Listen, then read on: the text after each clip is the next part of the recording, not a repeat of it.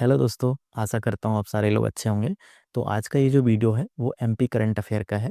इसमें केवल दिसंबर मंथ का करंट अफेयर शामिल है, जो केवल और केवल एमपी से संबंधित है। इस पूरे करंट अफेयर के दो सोर्सेस हैं जहाँ से मैंने ये करंट अफेयर लिया है। पहला है रोजगार और निर्माण समाचार पत्र और दूसरा है जनसंपर्क वेबसाइट। इन सोर्सेस में जो सबसे चर्चित मुद्दे थे, नई योजनाएं थी, सरकार के महत्वपूर्ण डिसीजन थे, वो सभी इसमें शामिल हैं। दोनों ही ऑथेंटिक सोर्स हैं। आप एमपी के जितने भी एग्ज़ाम होते हैं और उसमें करंट अफेयर के जो भी सवाल आते हैं, वो उनमें मोस्टली सवाल इन्हीं दो सोर्सेस से आते हैं। तो हमने अति महत्वपूर्ण सेलेक्टिव न्यूज़ का सिलेक्शन किया है ताकि आपके सिलेक्शन में एक छोटी सी भूमिका निभा सकें। इस करंट अफेयर की खासियत क्या है, आपको क्यों देखना चाहिए ये?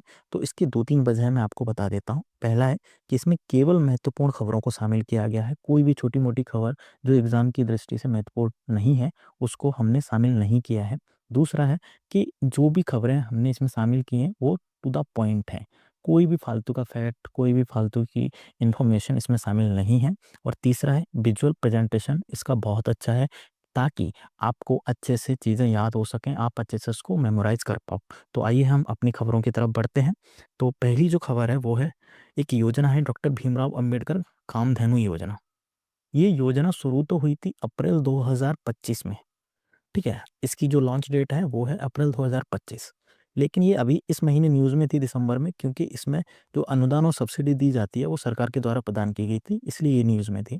तो पहली चीज़ तो इसमें याद ये रखना है कि ये शुरू कब हुई थी। दूसरी चीज़ कि इसमें जो सब्सिडी है और अनुदान है, वो कितना परसेंट देती है सरकार अपनी तरफ से। तो इसमें एससी-एसटी के लिए 33% है और बाकी अदर कैटेगरी के लिए 25% है। इसके बाद जो हमारी अगली न्यूज़ है वो है 20वीं पशु गणना, ठीक है? जो अभी लाइव स्टॉक सेंसस हुआ है 20वां, उसका डाटा आया है और एमपी के संदर्भ में आया है। हमको एमपी के संदर्भ में याद रखना है कि जो एमपी में टोटल जो लाइव स्टॉक है वो 290 लाख है, ठीक है? ये डेटा याद रखना है, बस इस डेटा से अपना काम चल जाएगा। तीसरी जो न्यूज़ है वो है भावांतर भुगतान योजना। ये योजना तो शुरू हुई थी 2017 में, लेकिन अभी हाल में ये न्यूज़ में इसलिए है क्योंकि भावांतर भुगतान योजना के तहत अभी सोयाबीन के जो किसान हैं, उनको जो अनुदान है वो प्रदान किया जा रहा है। मतलब मार्केट का जो रेट होती है और जो एमएसपी रेट होती है, उसके बीच का जो अंतर होता है वो किसानों को दिया जाता है। तो ये सोयाबीन के लिए दी जा रहा है। इसके लिए अभी मध्य प्रदेश में जो रतलाम में जावरा है, वहाँ पे एक राज्य स्तरीय सम्मेलन भी हुआ है। तो आप इतना याद रख लीजिए कि अभी भावांतर भुगतान योजना सोयाबीन के लिए लागू है। अगली जो हमारी न्यूज़ है, इकोनॉमी से रिलेटेड है। इसमें हमको सिर्फ़ एक चीज़ याद रखना है, ये जो डाटा मैंने दिया है, ये डाटा जो मेंस के स्टूडेंट हैं, उनके लिए बहुत इम्पोर्टेंट है, इसलिए मैंने इसको ऐड किया है। लेकिन अगर हम एमपीएसआई या व्यापम या एमपीपीएससी प्री का एग्ज़ाम दे रहे हैं, तो ये वाला डाटा बहुत इम्पोर्टेंट है। ये वाली जो लाइन है, ये आपको याद रखनी है, बाकी आप छोड़ सकते हो। ये है यंग एंटरप्रेन्योर फोरम समिट 2025, इसका आयोजन। इसके बारे में 2 चीज़ें याद रखनी है। पहली कि ये इंदौर में हुआ है और दूसरा ये 20 दिसंबर को आयोजित हुआ है। तो इसके बारे में सिर्फ़ 2 बातें हमें पता होनी चाहिए। इसके बाद जो हमारी अगली न्यूज़ है, वो है बजट से संबंधित। तो मध्य प्रदेश सरकार ने एक नया इनिशिएटिव शुरू किया है रोलिंग बजट का। अब मध्य प्रदेश हमेशा एक रोलिंग बजट तैयार करेगा। ठीक है? और ये ऐसा करने वाला ये देश का पहला राज्य है, इसलिए बहुत इम्पोर्टेंट हो जाता है, ठीक है? अब ये रोलिंग बजट क्या है, आप इसके अगर आप चाहें तो इसके डेप्थ में जाके पढ़ सकते हैं। ये एक नया इनोवेशन इसमें होगा क्या, जैसे जिस साल बजट आएगा, तो उस साल का तो बजट बनेगा ही बनेगा, लेकिन उसके आगे आने वाले जो 2 साल है ना, उसका भी एक सिंबॉलिक एस्टीमेट तैयार किया जाएगा, ठीक है? देखो, ये बजट प्रेजेंटेशन से आप समझ सकते हैं कि जो जैसे मान लो 26-27 में बजट आएगा, जो 26-27 का बजट होगा वो मेन बजट होगा, लेकिन उसके बाद जो अगली 2 साल होंगे 27-28 और 28-29, उसका भी सिंबॉलिक एस्टीमेट बजट तैयार किया जाएगा, ठीक है? एक सांकेतिक रूप से कि अगले साल में बजट कितना हो सकता है, उस समय व्यय और जो प्राप्तियाँ हैं सरकार की वो कितनी हो सकती हैं, उनका बस अनुमान लगाया जाएगा। उसी को रोलिंग बजट बोल रहे हैं। तो हमको इतना याद रखना है कि रोलिंग बजट तैयार करने वाला मध्य प्रदेश पहला स्टेट बनेगा। अगली न्यूज़ पे आते हैं, ई-ज़ीरो एफआईआर व्यवस्था मध्य प्रदेश सरकार ने लागू की है। ये बहुत इंपॉर्टेंट नहीं है, आप ऐसे ही याद रखो तो रखो, नहीं तो इसको छोड़ सकते हो। दूसरा राज्य बना है मध्य प्रदेश, ठीक है। अगली न्यूज़ है हमारी एजुकेशन से रिलेटेड। हमको पहले से ही पता है कि जो एनईपी लागू करने वाला मध्य प्रदेश पहला राज्य है, ठीक है। अब ये न्यूज़ में इसलिए था क्योंकि एनरोलमेंट रेट से संबंधित एक डाटा आया था, इसकी वजह से फिर से न्यूज़ में आ गया है। तो आप ये याद रख सकते हैं कि राष्ट्रीय शिक्षा नीति को लागू करने वाला मध्य प्रदेश पहला राज्य था। अगली जो हमारी न्यूज़ है वो है प्रोजेक्ट स्वाध्याय। अभी मध्य प्रदेश सरकार द्वारा प्रोजेक्ट स्वाध्याय की शुरुआत की गई। इसमें याद सिर्फ ये रखना है कि प्रोजेक्ट स्वाध्याय किसके लिए है, क्यों शुरू किया गया है। तो ये जो प्रोजेक्ट स्वाध्याय है वो जो स्कूल के स्टूडेंट हैं, जो बच्चे स्कूल में अभी पढ़ रहे हैं, उनके लिए है, उनकी कोडिंग सीखने के लिए और जो डिजिटल टेक्नोलॉजी है उसके प्रति अवेयरनेस बढ़ाने के लिए। ठीक है, तो हम दो चीज़ें याद रख लें, कोडिंग और डिजिटल टेक्नोलॉजी के प्रति जो स्कूली बच्चे हैं उनकी अवेयरनेस बढ़ सके, उसके लिए प्रोजेक्ट स्वाध्याय को शुरू किया गया है। इसके बाद हम अगली न्यूज़ देखते हैं, हमारी साइंस से है। अ, उज्जैन में एक astronomy and mathematical research centre खोला जा रहा है। उज्जैन के पास में एक गांव है डोंगला, तो डोंगला में ये रिसर्च सेंटर खुल रहा है। हमको सिर्फ इतना याद रखना है इसमें। ठीक है, हमारे काम की चीज़ इसमें यही है कि जो एस्ट्रोनॉमी और मैथमेटिकल रिसर्च सेंटर है वो उज्जैन के डोंगला में खोला जा रहा है।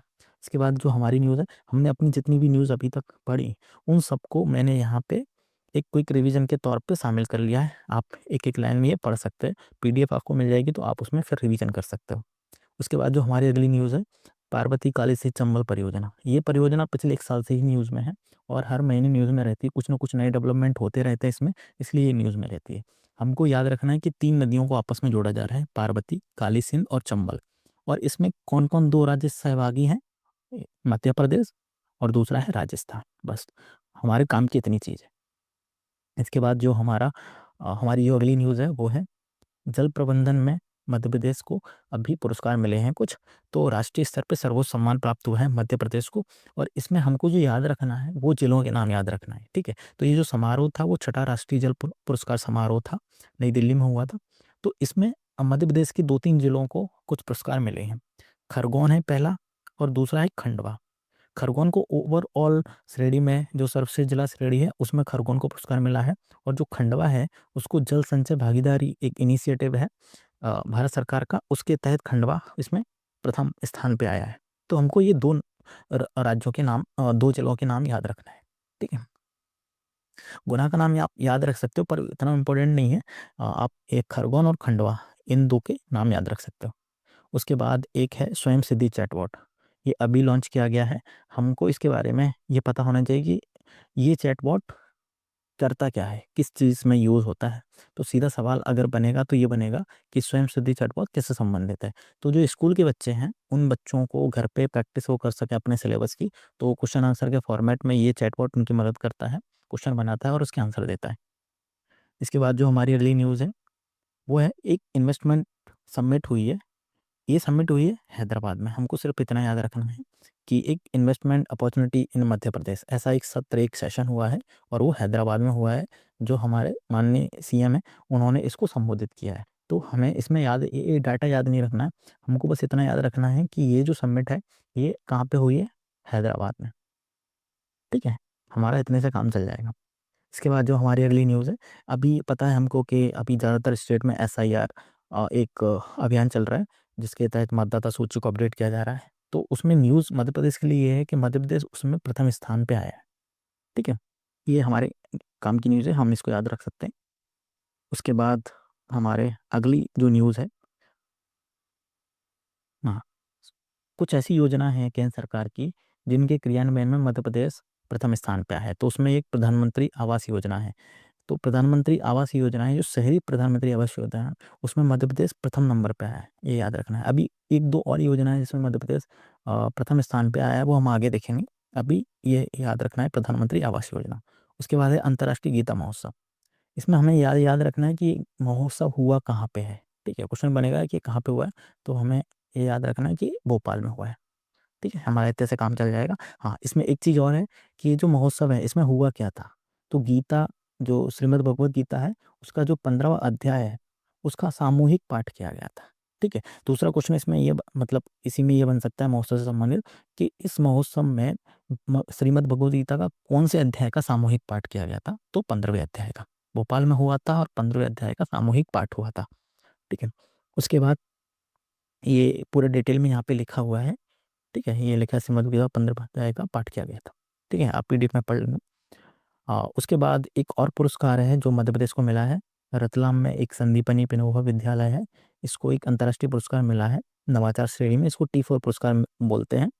तो ये नवाचार के इनोवेशन के क्षेत्र में मिला हुआ है, तो आप नाम याद रख सकते हैं। ठीक है, उसके बाद एक और अभियान चलाया जा रहा है मध्य प्रदेश में, मुस्कान विशेष अभियान। सवाल ये है कि ये अभियान कौन चला रहा है, ठीक है, कौन चला रहा है, कहाँ चलाया जा रहा है, और सबसे इम्पोर्टेंट चीज़ कि किस लिए चलाया जा रहा है। ये 2-3 पॉइंट है, इसी से सवाल बनेंगे। तो ये जो मुस्कान विशेष अभियान है, ये चलाया जा रहा है भोपाल में, और इसको चला रहा है भोपाल पुलिस, जो भोपाल पुलिस की महिला शाखा है वो चला रही है। और ये किस लिए चलाया जा रहा है, क्योंकि जो बच्चियां लापता हो जाती हैं उन बच्चियों को ढूंढने में और उनको रिकवरी में ये अभियान मदद कर रहा है, ठीक है। तो हमको इतना याद रखना है, इसके बारे में डिटेल ध्यान दी गई है। ये अवधि 1 नवंबर से 30 नवंबर तक ये अभियान चलाया गया। ये भोपाल के द्वारा चलाया गया, महिला सुरक्षा शाखा के द्वारा। और इसमें हो ये रहा है, लापता बालिकाएं हैं जो, उनको वापस से रिकवर किया जा रहा है, उनको ढूंढा जा रहा है और उनके घर तक वापस पहुंचाया जा रहा है। अगली जो हमारी न्यूज़ है वो है सोलर सह स्टोरेज परियोजना, ठीक है। देखो ये न्यूज़ बहुत इंपॉर्टेंट है, क्योंकि हमको पता है जब रीवा में सोलर प्लांट का उद्घाटन हुआ था उसके बाद करंट अफेयर में बहुत सारे सवाल बने थे, एमपी के जितने भी एग्जाम हुए थे। तो अब इसमें ये सवाल बनने की बहुत संभावना है कि सोलर सह स्टोरेज परियोजना कहाँ पे, किस जिले में प्रस्तावित है या क्रियान्वित की जा रही है। तो ये मुरैना में है, ठीक है, याद रखना है। उसके बाद जो हमारी अगली न्यूज़ है वो है गीता भवन। देखो अभी हमने पढ़ा था जो गीता महोत्सव हुआ था वो भोपाल में हुआ था, लेकिन जो गीता भवन है वो इंदौर में बनाया जा रहा है, ठीक है। हमको दोनों में कंफ्यूज नहीं होता है, वो भोपाल में महोत्सव भोपाल में हुआ है, लेकिन जो गीता भवन है वो इंदौर में बनाया गया। उसके बाद हमारी और कुछ महत्वपूर्ण न्यूज़ हैं। देखो ये न्यूज़ मुझे लगता है इस पूरे वीडियो की सबसे महत्वपूर्ण न्यूज़ है अभी तक की, कि एक हमने पढ़ा होगा, अगर हमने जीएस पढ़ा है, एमपीसी के पढ़ा है, तो उसमें एक भरेवा शिल्प आता है। जब हम ट्राइबल संस्कृति पढ़ते हैं तो भरेवा शिल्प उसमें एक आता है। तो अभी क्या हुआ है कि भरेवा शिल्प के लिए राष्ट्रीय हस्तशिल्प पुरस्कार मिला है। और ये किसको मिला है, ये बहुत इंपॉर्टेंट है। श्री बलदेव भागमारे जी हैं, इन्हें ये पुरस्कार मिला है। तो आप ये नाम याद रखिए, बहुत इंपॉर्टेंट नाम है। और दूसरा ये, इसके साथ एक और महत्वपूर्ण न्यूज़ ये है कि भरेवा शिल्प है जो, उसको जीआई टैग अभी हाल ही में मिला है, ठीक है। तो इन दोनों से आप ये मान के चलिए 100% क्वेश्चन आएगा, ठीक है। तो आप इन दो फैक्ट को रट लीजिए और इन्हीं दो फैक्ट से आएगा, और उसके बारे में कोई ज़्यादा से ज़्यादा आपको पढ़ना है तो ये पढ़ लेना कि ये किस जिले से संबंधित है, ठीक है। बरेवा शिल्प किस जिले से संबंधित है और कौन सी जनजाति से संबंधित है। तो ये गौड़ जनजाति यहाँ पे इसके बारे में डिटेल में लिखा हुआ है, ठीक है। धातु की ढलाई होती है इसमें। इसके बाद है अगली जो हमारी न्यूज़ है वो है जनजाति सांस्कृतिक केंद्र। तो मध्य प्रदेश में 4 जनजाति सांस्कृतिक केंद्र बनाए जा रहे हैं 4 जिलों में। इन जिलों के नाम हमको याद रखना है, ठीक है। एक मंडला में बन रहा है, एक श्योपुर में बन रहा है, एक छिंदवाड़ा में बन रहा है और एक धार में बन रहा है। तो कौन से जिले में किस जनजाति के लिए बनाया जा रहा है वो भी हमको याद रखना है। वो डिटेल में अगर हमको पढ़ना है तो वो भी याद रखना है, लेकिन आप जिलों के नाम तो कम से कम याद करके रखिए कि ये जो जनजाति संस्कृत केंद्र बन रहा है टोटल 4 हैं, और वो 4 कौन कौन से जिले हैं वो आपको नाम याद रखना है, ठीक है। ये 4 जिले हैं। उसके बाद जो हमारी एक और न्यूज़ है वो है अभी हाल ही में अ, मध्य प्रदेश को नक्सल मुक्त राज्य बनाने का एक लक्ष्य रखा गया है, ठीक है। तो ये जो लक्ष्य है वो है जनवरी 2026, ठीक है। तो इसमें अभी हाल ही में क्या हुआ है, 42 दिन में 42 नक्सलियों को सरेंडर करवाया है। और इसका जो लक्ष्य रखा गया है कि पूरी तरीके से भारत और मध्य प्रदेश दोनों नक्सलवाद से मुक्त हो जाएंगे। उसकी जो डेडलाइन है वो जनवरी 2026 है। तो ये जो डेडलाइन है ये पूछी जा सकती है एग्जाम में, ठीक। उसके बाद हमारी अगली महत्वपूर्ण न्यूज़ है। देखो ये डाटा मैंने इसलिए लिखा है क्योंकि ये डाटा अभी पिछले 3-4 महीने में जो एग्ज़ाम हुए हैं उसमें डाटा बहुत बार पूछा गया है, ठीक है। तो आप ये याद रख लिए, क्योंकि पिछले 1 साल में मध्य प्रदेश में बहुत सारी इन्वेस्टमेंट समिट हुई हैं। एक तो जीआईएस हुई है, ग्लोबल इन्वेस्टमेंट समिट, और बहुत सारी रीजनल इन्वेस्टमेंट समिट हुई हैं, आरआईसी बोलते हैं जिसको। तो इन दोनों समिटों से मिला के जो टोटल इन्वेस्टमेंट प्रस्ताव मध्य प्रदेश सरकार को प्राप्त हुआ है वो 12.7 लाख करोड़ का। तो ये डाटा याद रखना, 12.7 लाख करोड़, ये डाटा सीधे क्वेश्चन में पूछा जा सकता है। उसके बाद हमारी ये जो अगली न्यूज़ है वो है कि जो ब्रेप 2014 है उसमें मध्य प्रदेश को शीर्ष स्थान प्राप्त हुआ है। जो ईज ऑफ डूइंग बिजनेस में कौन सा स्टेट कितना अच्छा परफॉर्म कर रहा है उसके लिए ब्रेप 2014 एक रैंकिंग बनाई जाती है। इसका जो पूरा फुल फॉर्म होता है बिजनेस रिफॉर्म एक्शन प्लान है ये। इसमें ये देखा जाता है कि कौन सा स्टेट आप बिजनेस के लिए कितना ज़्यादा सहूलियत प्रदान करता है। तो उसकी उसकी रैंकिंग में अभी जो मध्य प्रदेश है वो शीर्ष स्थान पे आया है। उसके बाद हमारी जो अगली न्यूज़ है वो हमने पढ़ी थी, प्रधानमंत्री आवास योजना में मध्य प्रदेश अग्रणी स्थान पे है, ठीक है। तो ये हम ऑलरेडी पढ़ चुके हैं। अब जो इन्वायरमेंट से रिलेटेड न्यूज़ है वो सबसे इम्पोर्टेंट न्यूज़ है इन्वायरमेंट की। ये आप मान के चलिए कि ये क्वेश्चन आएगा ही आएगा।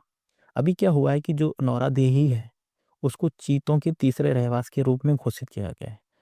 देखो अभी तक हमने देखा है कि कूनो में सबसे पहले चीते लाए गए थे, कूनो राष्ट्रीय उद्यान। उसके बाद क्या हुआ कि कुछ चीतों को गांधी सागर अभयारण्य में ट्रांसफ़र किया गया था, वहाँ उनको स्थानांतरित किया गया था। अब सरकार ने ये योजना बनाई है कि कुछ चीतों को अब नौरादेही में स्थानांतरित किया जाएगा। इसलिए ये फैक्ट बहुत इम्पोर्टेंट है, आप नौरादेही नाम याद रखना, ठीक है। और दूसरा कि ये याद रखना है कि तीसरा है, दो ऑलरेडी पहले से हो चुके हैं जिनमें चीते ऑलरेडी जा चुके हैं, और ये नौरादेही तीसरा होगा, ठीक है। इसके बाद हमारी अगली न्यूज़ है, अपनी अगली न्यूज़ की तरफ बढ़ते हैं। हेल्थ से रिलेटेड न्यूज़ है, इसमें कुछ फैक्ट हैं जो हमें याद रखना है। ये फैक्ट मैंने इसलिए डाले हैं क्योंकि ये फैक्ट पूछे जाते हैं, एमएमआर का फैक्ट और आईएमआर का फैक्ट, या फैक्ट रट लेना। एमएमआर अभी तक मध्य प्रदेश में 173 थी और आईएमआर 41 थी, लेकिन हाल ही में सरकार ने अपना एक डाटा रिलीज़ किया है जिसमें उन्होंने बताया कि जो एमएमआर है वो 142 हो गया है और आईएमआर है वो 37 हो गया है। और टीबी एलिमिनेशन प्रोग्राम में मध्य प्रदेश टॉप 5 स्टेट में शामिल है, मतलब 5th नंबर पे आया है। और एक जो डाटा है लक्ष्य रखा है एमएमआर का, तो 2028 तक मध्य प्रदेश सरकार 100 तक लेके आ जाएगी अपने एमएमआर को, ठीक है। इसके बाद एक न्यूज़ और है कि धार में एक मेडिकल कॉलेज बनाया जाएगा। इंपॉर्टेंट इसलिए है क्योंकि पीपी मोड पे बनेगा, ठीक है। इसके बाद हमारी अगली न्यूज़ है, कृषि से रिलेटेड है। ये इंपॉर्टेंट न्यूज़ है, आप इस पे जितने स्टार लगाओ उतनी कमी है। जो 2026 का वर्ष है उसको कृषि एवं किसान वर्ष के रूप में घोषित किया गया है। मध्य प्रदेश सरकार पिछले 2 साल से ये काम कर रही है, हर वर्ष को किसी न किसी के रूप में घोषित करती है ताकि उस चीज़ को और बढ़ावा मिल सके। इससे पहले जो 2025 था उसके लिए हमने 2025 को आपको पता होगा उद्योग एवं रोजगार के रूप में घोषित किया गया था, उद्योग और रोजगार वर्ष के रूप में, ठीक है। तो अब जो 2026 है वो कृषि एवं किसान वर्ष के रूप में घोषित किया गया है। इसकी जो थीम है वो भी आप पढ़ सकते हैं, समृद्ध किसान समृद्ध प्रदेश।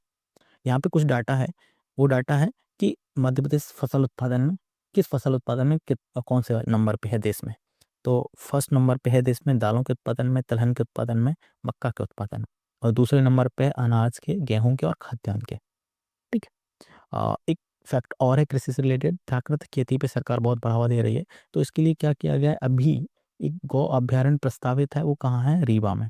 तो एक गौ अभ्यारण्य बनाया जाएगा जो प्राकृतिक खेती को सपोर्ट प्रदान करेगा। इसके बाद जो हमारी कुछ न्यूज़ हैं, हाँ, एक इकोनॉमी से रिलेटेड एक और महत्वपूर्ण न्यूज़ है, वो ये है कि जो अभ्युदय करके एक मध्य प्रदेश ग्रोथ समिट अभी हुई है हाल ही में, और ये 25 दिसंबर को अभी हाल ही रिसेंटली हुई है, ग्वालियर में हुई है। अभ्युदय मध्य प्रदेश ग्रोथ समिट, ये बहुत इंपॉर्टेंट है क्योंकि इसमें हमारे जो चीफ गेस्ट थे वो माननीय होम मिनिस्टर जी थे। तो नाम याद रखना कौन सी समिट है, अभ्युदय, और दूसरा कहाँ पे हुई है, ग्वालियर में, ठीक है। तो जो कुल निवेश का प्रस्ताव है वो आंकड़ा वही है जो अभी हम ऊपर पढ़े थे, 12.7 लाख करोड़, ठीक है। ये डाटा बहुत इंपॉर्टेंट है, ये डाटा आप रट लेना, आएगा ही आएगा, ठीक है। इसके बाद एक नया इंडस्ट्रियल पार्क है, वो अभी प्रस्तावित है, कहाँ पे है, सतना में। तो आप ये कौन से जिले में प्रस्तावित है इतना याद रखना है, ठीक है। उसके बाद विश्व हिंदी इकोनॉमिक फोरम हुआ था, ये हुआ तो मुंबई में था, लेकिन ये न्यूज़ में इसलिए था क्योंकि मध्य प्रदेश की न्यूज़ में इसलिए शामिल किया है क्योंकि इसका संबोधन है वो हमारे माननीय मुख्यमंत्री जी ने किया है, इसलिए इसको न्यूज़ में रखा है। उसके बाद आते हैं हम, ये नक्सलवाद का जो अंत है वो हम पढ़ ही चुके हैं, इसका जो टारगेट रखा गया है अंत करने का वो जनवरी 2026 है, ठीक है। उसके बाद हाँ, एक नाम और है नाम परिवर्तन का। अभी जो मुल्ताई है, मुल्ताई का नया नाम हमने मूलतापी कर दिया है। मुल्ताई हमको पता है यहाँ से जो ताप्ती नदी है वो निकलती है, तो अब इसका जो नया नाम होगा वो मूलतापी होगा। एक और नई जो पुरस्कार है वो न्यूज़ में था क्योंकि इस पुरस्कार को अभी हाल ही में शामिल किया गया है, इसकी घोषणा अभी हुई है, मुख्यमंत्री अदम्य साहसिक कार्य पुरस्कार। अब इसमें सवाल ये बनेगा कि ये जो पुरस्कार है वो किस लिए है। तो ये जो पुरस्कार है वो जो हमारे होमगार्ड के जवान होते हैं उनको दिया जाएगा, ठीक है। तो होमगार्ड के जवानों के लिए पुरस्कार है, अभी हाल ही में इसकी घोषणा की गई है। हाँ, इसमें एक न्यूज़ और है, ये जो कैबिनेट मंथन है, मतलब जो कैबिनेट की मीटिंग हुई है अभी हाल ही में, वो खजुराहो में हुई है। ठीक है, तो पॉलिटी का ये करंट अफेयर बहुत इंपॉर्टेंट है। आप याद रख लेना कि हाल ही में मंत्रिपरिषद की बैठक कहाँ पे हुई है, खजुराहो में। इससे पहले अलग अलग जगहों पे हो चुकी है, इससे पहले इंदौर में हुई थी, उससे पहले पचमढ़ी में हुई थी। तो अलग अलग जगह पे ये हो रही है। तो अभी हाल ही में जो हुई है दिसंबर में, वो खजुराहो में हुई है। ठीक है, उसके बाद जो हमारी अगली न्यूज़ है वो स्पोर्ट्स से रिलेटेड है। स्पोर्ट्स से रिलेटेड दो तीन न्यूज़ हैं जो बहुत इंपॉर्टेंट है। देखो, एक तो है अभी श्रेष्ठ दिव्यांगजन पुरस्कार मिला है, वो मिला है पूजा गर्ग को। ठीक है, ये भारत सरकार ने प्रदान किया है। और लेकिन ये जो पूजा गर्ग है, ये पैरा एथलीट है मध्य प्रदेश की, इंदौर शहर से। ठीक है, अब सवाल ये है कि इनको क्यों मिला है। कारण है, नाथुला दर्रे पर तिरंगा फहराने वाली ये पहली महिला है ना। पैरा एथलीट हैं तो ये और इम्पोर्टेंट हो जाता है कि हमारे जितने एमपी के एग्ज़ाम होते हैं, आप अगर उनके पुराने क्वेश्चन उठा के देखोगे, तो स्पोर्ट्स का अगर क्वेश्चन आया है तो उसमें मोस्टली सवाल पैरा एथलीट से बहुत पूछा गया है। तो आप ये नाम याद रखना, ये नाम कहीं ना कहीं किसी न किसी एग्जाम में टकराएगा आपसे। तो पूजा गर्ग पैरा एथलीट है, इंदौर की हैं, और नाथुला दर्रे पे इन्होंने तिरंगा फहराया था। एक न्यूज़ है भोपाल से रिलेटेड। भोपाल में शिकारा नाव अभी शुरू करी गई है। हमको पता है, जब हम कश्मीर में जाते हैं डल झील वगैरह में, तो वहाँ पे एक नाव चलती है जिसको हम शिकारा बोलते हैं। तो वही सेम चीज़ अभी भोपाल में शुरू हुई है। और भोपाल की जो 9 द्वार हैं, मतलब जहाँ से सड़क मार्ग प्रवेश करते हैं, उन 9 द्वारों पे हाँ, हमारे 9 प्रमुख जो हमारे देव हैं और जो हमारे बड़े महान लोग हैं, ऐतिहासिक और मैथोलॉजिकल, उनके नाम पे गेट बनाए जाएंगे। ठीक है, तो आप ये याद रख सकते हैं। भोपाल के बारे में दो न्यूज़ है। उसके बाद हम ये सांस्कृतिक के बारे में ऑलरेडी पढ़ चुके हैं ऊपर। प्रोजेक्ट चीता के बारे में भी ऑलरेडी पढ़ चुके हैं। हाँ, एक ये न्यूज़ है कि अंतर्राष्ट्रीय वन मेला कहाँ पे आयोजित हुआ है अभी। तो ये भोपाल में हुआ है। और कब हुआ है, 17 दिसंबर को। 2-3 दिन चला ये, लेकिन इसकी शुरुआत जो हुई है वो 17 दिसंबर से हुई है और भोपाल में हुई है। दो फैक्ट याद रखना है आपको। ठीक है, खजुराहो वाला हम पढ़ ही चुके हैं। खजुराहो में मंत्रिपरिषद की बैठक हुई थी, वहाँ पे लाइट एंड शो भी अभी चलाया गया था पश्चिमी मंदिर परिसर समूह में। ठीक है, उसके बाद खेल से संबंधित एक और न्यूज़ है, हम ऊपर ऑलरेडी पढ़ चुके हैं एक न्यूज़। दूसरी न्यूज़ है, ये भी बहुत इंपॉर्टेंट है। Blind women's T20 world cup अभी हुआ है। ठीक है, तो भारत इसमें जीता है और भारत ने नेपाल को हराया है। ठीक है, तो इस टीम में ना मध्य प्रदेश से 3 खिलाड़ी शामिल थे। इन तीनों खिलाड़ियों के नाम याद रखना है। पहली खिलाड़ी है सुनीता सराठे, दूसरा है सुषमा पटेल और तीसरा है दुर्गा येवले। इन तीनों खिलाड़ियों को मध्य प्रदेश सरकार ने 25-25 लाख की पुरस्कार प्रदान किया है। तो ये 3 नाम याद रखना। ठीक है, blind women's T20 world cup है, इसमें 3 खिलाड़ी मध्य प्रदेश से हैं। उसके बाद हम ये न्यूज़ पढ़ चुके हैं हसल पुरस्कार वाला। और बाकी जो हम अभी ऊपर जितना भी करंट अफेयर हमने पढ़ा है, उसको मैंने शॉर्ट में नीचे लिख रखा है सारा, एक एक लाइन में। तो आप जब PDF पढ़ोगे तो आपके रिवीजन में वो काम आ जाएंगे। तो ये मेमोरी मैप मैंने बनाया है कि आपको जल्दी जल्दी से, आपको अगर रिवीजन करना है तो आप कर सकते हो। तो अगर आपको वीडियो पसंद आया है, धन्यवाद, आपने यहाँ तक देखा, उसके लिए थैंक यू। हाँ, एक चीज़ और दोस्तों, अगर आपको ये PDF हो या कंटेंट से संबंधित कोई भी चीज़ आपको चाहिए, तो डिस्क्रिप्शन में टेलीग्राम ग्रुप की लिंक है, आप वहाँ जाके ज्वाइन कर सकते हो। आपको बहुत सारी चीज़ें मिल जाएंगी आपके काम की। ठीक है, धन्यवाद।